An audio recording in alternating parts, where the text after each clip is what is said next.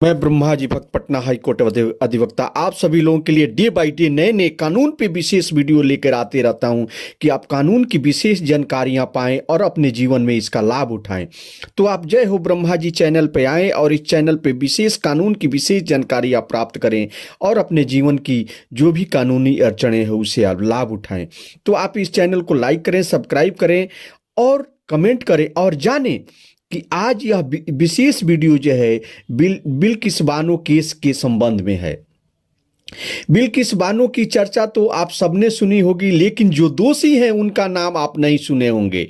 तो जान लीजिए, जसवंत नाई, गोविंद नाई, शैलेश भट्ट और राधेश्याम शाह, विपिन चंद्र जोशी, केसर मोहनिया, प्रदीप मोडिया और बाका मोहनिया, राजू सोनी, नितेश भट्ट और रमेश चंद्र, यह 11 हैं। वे नाम है जो बलात्कार एवं हत्या के दोषी करार दिए गए, आजीवन कारावास की सजा सुनाई गई। लेकिन इनका नाम बेहद कम लोग जानते हैं। लेकिन बिल्किस बानो जिनके साथ अपराध हुआ उनका नाम तो सभी लोग जानते हैं, दर्शकों को पता भी है।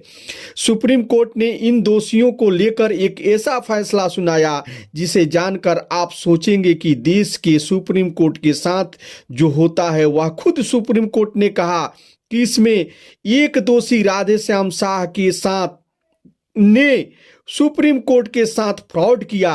कैसा मामला फ्रॉड तक पहुंचा, इसको आप समझे। गुजरात के 2002 के दंगों में भयानक कहानी तो सबको जानकारी है।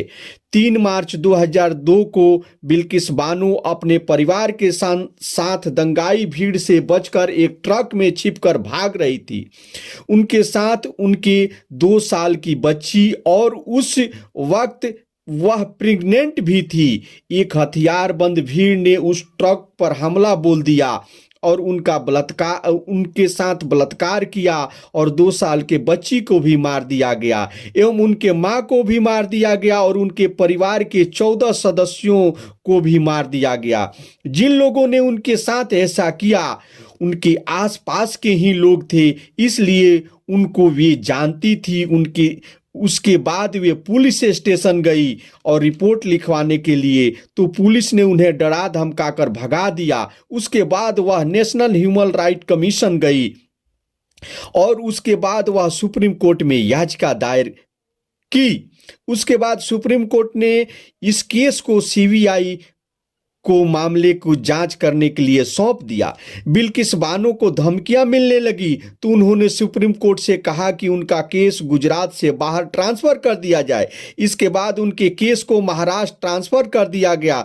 मुंबई के स्पेशल कोर्ट में 19 लोगों के खिलाफ मामला शुरू हुआ। उसके बाद जनवरी 2008 में उनमें से 11 लोगों को आजीवन कारावास की सजा मिली। गैंगरेप और हत्या के मामले में उन पर साबित हुए। सीबीआई ने तो 3 लोगों के लिए फांसी की सजा की मांग की थी।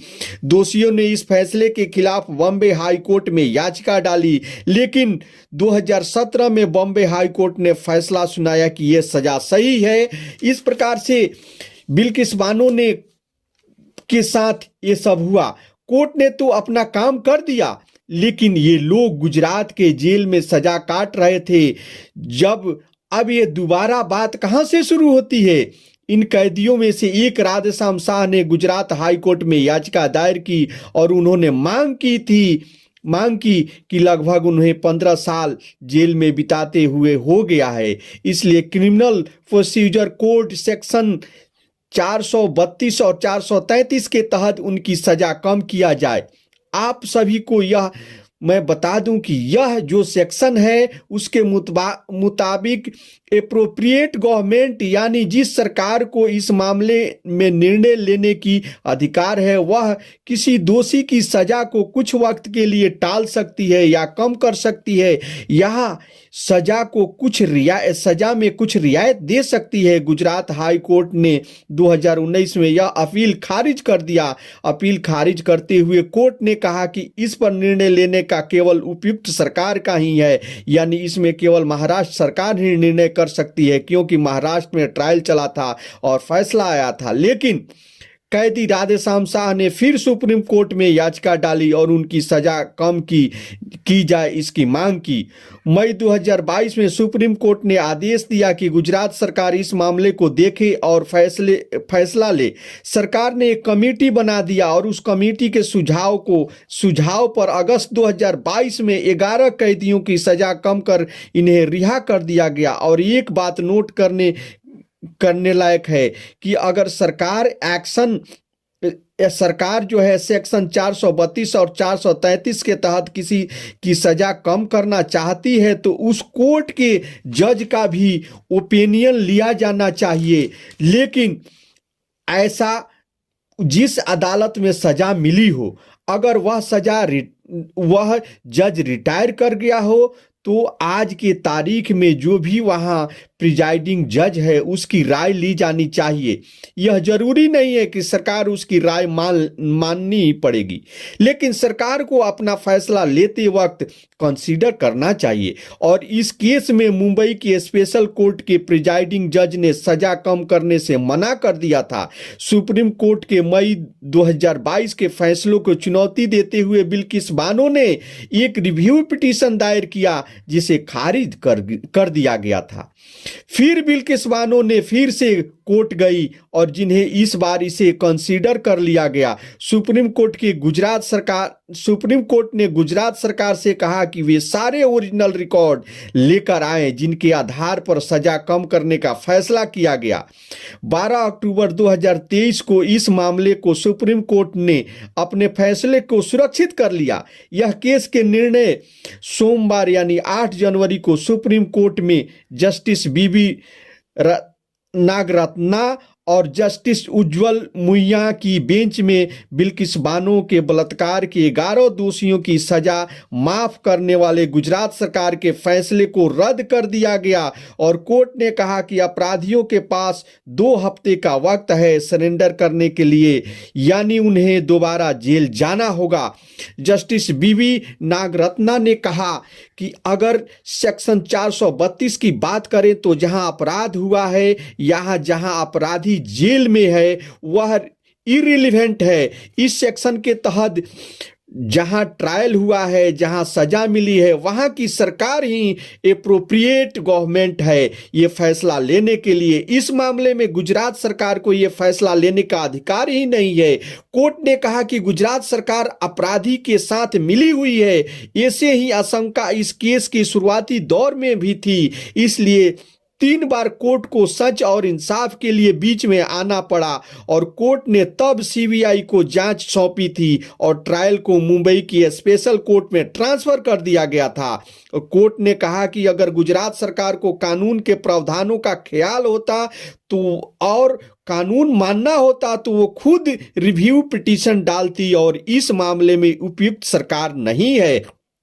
गुजरात सरकार ने अधिकार से बाहर जाकर काम किया और पावर का गलत इस्तेमाल किया। ये एक क्लासिक केस है जहां इस कोर्ट के आदेश का इस्तेमाल कानून के उल्लंघन करने में किया गया। लेकिन सवाल तो यह भी उठता है कि गुजरात सरकार ने तो सुप्रीम कोर्ट के मई 2022 वाले फैसले के बाद ही अपना फैसला लिया, तो इस पर जस्टिस नागरत्ना ने कहा कि दोषी राधेश्याम शाह ने रीट पिटीशन के आधार पर सुप्रीम कोर्ट ने अपना फैसला सुनाया था। उसने अपनी याचिका में महत्वपूर्ण तथ्य फैक्ट वह छिपा लिए थे। दोषी ने कोर्ट के साथ फ्रॉड किया, जैसे बॉम्बे हाई कोर्ट का निर्णय, प्रिजाइडिंग जज का ओपिनियन और कई सारे भ्रामक बयान थे।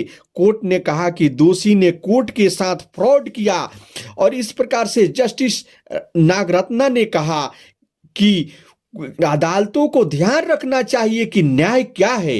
इस कोर्ट का फर्ज है कि मनमाने फैसले के जल्द से जल्द ठीक करें और जनता के भरोसे की नींव को बरकरार रखें। हम इन दोषियों के कंडक्ट को अनदेखा नहीं कर सकते, खासकर जिनके इस कोर्ट के प्रक्रिया को गलत इस्तेमाल किया। और इस बात को तो भी अनदेखा नहीं किया जा सकता कि अपराधियों ने 14 साल तो जेल में रहे, लेकिन उन्हें बहुत उदारता के साथ पैरोल दे दी गई। इन दोषियों की आजादी अधिकार की याचिका हम मंजूर नहीं कर सकते हैं। देखने वाली बात यह है कि सब ऐसे केस में हो रहा है जो इतना चर्चित है। कितने भी एक्टिव पत्रकार नेताओं की नजर है, लेकिन लोगों ने इस केस पर अपनी आवाज उठाई।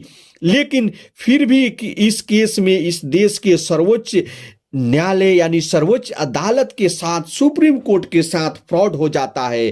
फैक्ट छुपा लिए जाते हैं। गुजरात सरकार का कानून जानते हुए भी गलत फैसला लेती है, अपराधी को छोड़ देती है और फूल मालाओं से अपराधियों का स्वागत होता है। और विक्टिम को 2 दशकों के बाद भी नए सिरे से संघर्ष करना पड़ता है। सोचने वाली बात है कि फिर उन केसों का क्या होता होगा जो इतने चर्चित नहीं है। यह सोचनीय विषय है। अपने देश में यह एक प्रश्नवाचक चिन्ह बनता है। और जिन्होंने इस केस में अपने अधिकारों का दुरुपयोग किया उनको क्या सजा मिलेगी, तो यह सोचनीय विषय है, यह प्रश्नवाचक चिन्ह है। तो इस प्रकार की आप जानकारी प्राप्त करने के लिए जय हो ब्रह्मा जी चैनल पर आए। मैं हृदय से आप सभी को धन्यवाद देता हूं कि जहां भी रहें आप सूरज और चांद की तरह चमकते रहें। जय हिंद, जय।